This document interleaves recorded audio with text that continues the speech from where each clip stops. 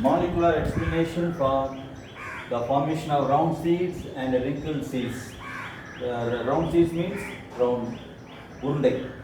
Wrinkled seeds மடிப்புற்றது அல்லது சுருங்கியது. Okay, you just see that here dominant allele, capital R, capital R, small r. What do you mean by that? Homozygous dominant. Heterozygous one. Homozygous dominant, heterozygous one. Even in heterozygous one, you get only dominant character, round seeds. What happens here? In that condition, when the same dominant alleles are present, active enzyme SBE1 is synthesized. So SBE1 in the sense starch branching enzyme 1. Starch branching enzyme 1.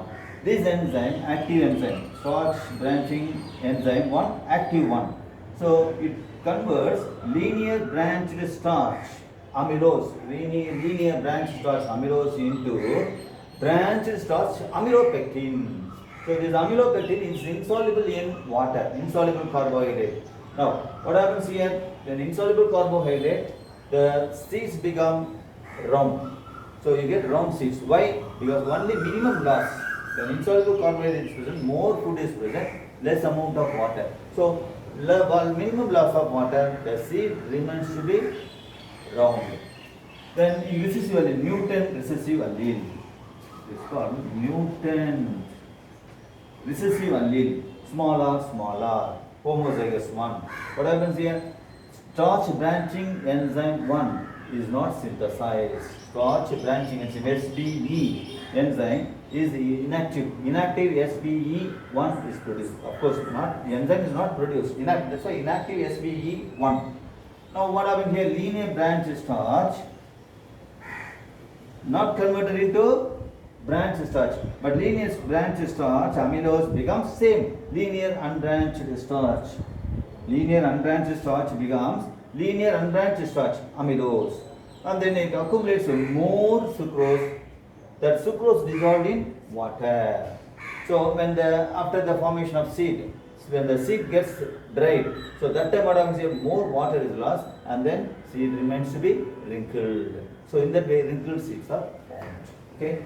So dominant alleles are present in the sense, what happens here? Starch branching enzyme 1 is synthesized. This enzyme converts linear unbranched starch into branched starch.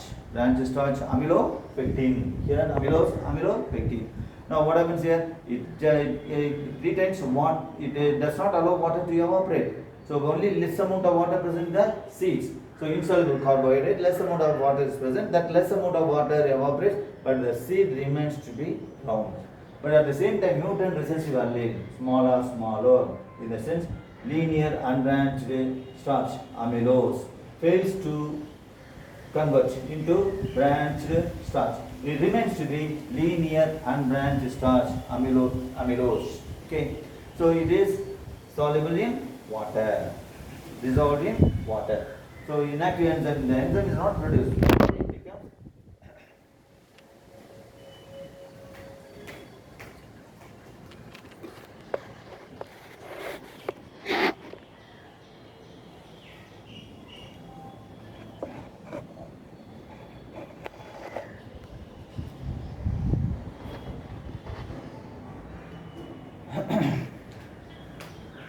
Dominant alleles capital R, homozygous condition, capital R, smaller, heterozygous condition. What happens here? The seeds become round. So during that condition, what happens? These genes allow the synthesis of starch branching enzyme 1 to synthesize. Active enzyme SBE1 is synthesized. This active enzyme converts linear unbranched starch amylose into branched starch amylopectin. This amylopectin is an insoluble carbohydrate.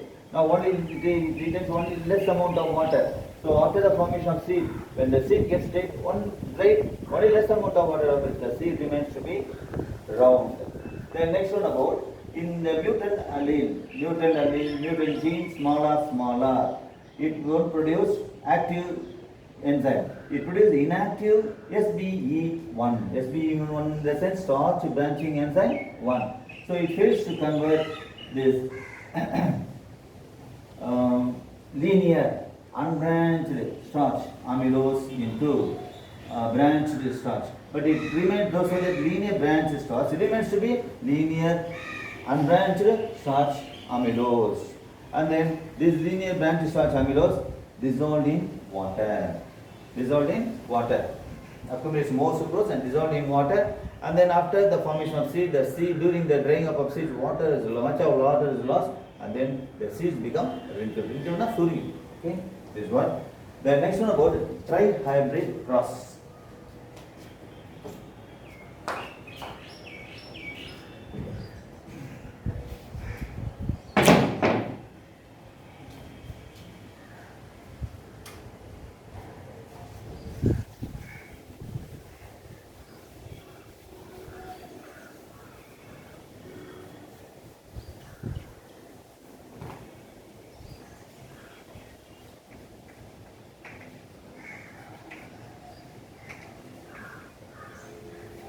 Trihybrid cross, crossing with three pairs of contrasting characters.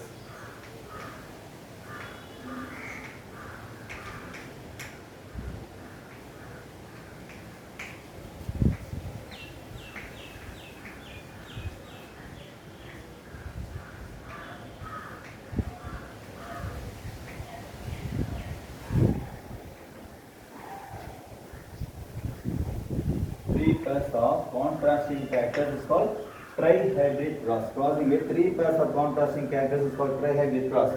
So how the cross made? Tall. Tall plant, round seeds, yellow cotyledons. So capital T, capital R, capital Y into dwarf,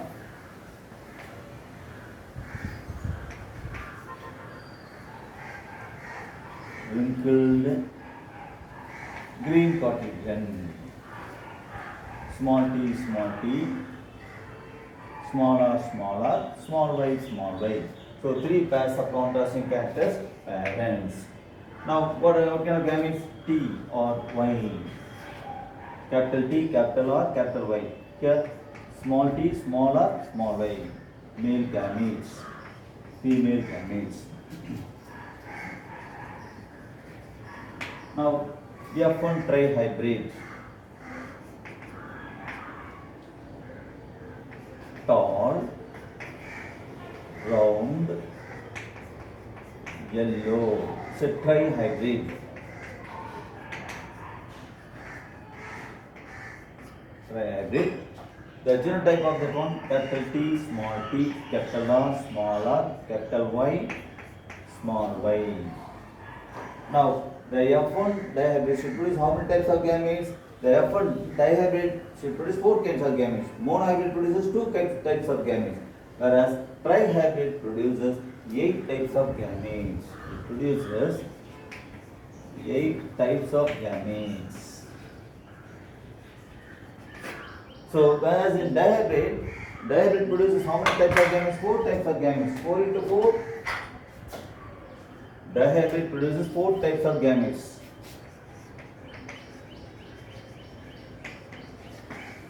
Dihybrid produces 4 types of gametes.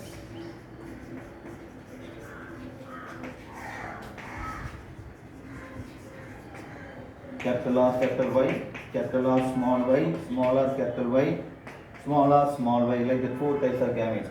4 into 4 combination. 4 into 4 combination, you get 16 possible combination. So that you get 9:3:3:1. Now here in trihybrid cross, how many types of gametes are produced? In trihybrid cross, 8 types of gametes.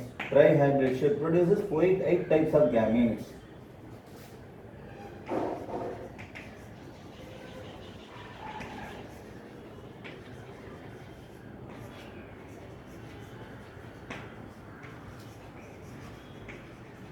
Eight types of gametes. So 8 into 8,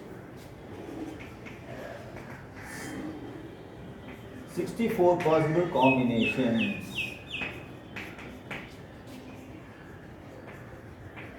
You get 64 possible combinations. So 64 combinations in the ratio of trihedral cross.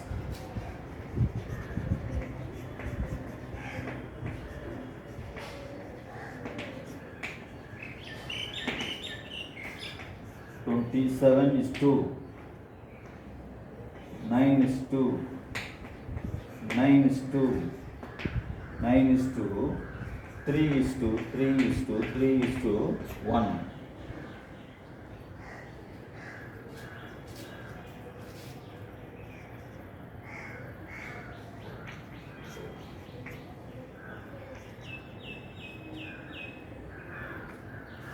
So this is what? Trihedral ratio of trihedral cross. 27 is to 9 is to 9 is to 3 is to 3 is to 1. So trihedral cross. Okay. I will give you some questions after this. Today or tomorrow I will be giving you questions. Today evening I will be giving you questions. You have to write that one in your assignment notebook. This and that you copy in your classwork notebook. All that, what are the things I am writing on the board, you must bring it in the classwork notebook. That is classwork notebook. That one. You have to write all these things in your classwork notebook. And then you have to keep separate homework notebook. That's what assignment work. For that I will be giving you questions. Okay.